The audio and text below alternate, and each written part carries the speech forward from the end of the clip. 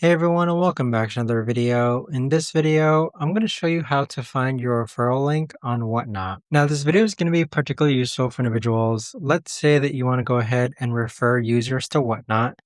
Maybe you've actually gone ahead and have some friends or family members who want to sell cards or products as well. How do you actually go ahead about doing so? Now this video is going to be short, sweet, and simple guys. There's not going to be a lot of steps involved.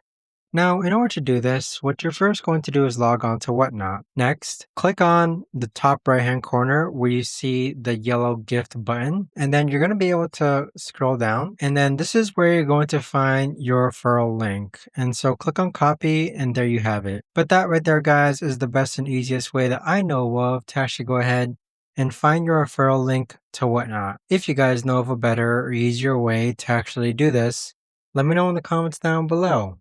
I would love to know. Thanks so much for watching everyone, and I'll see you guys all in the next video.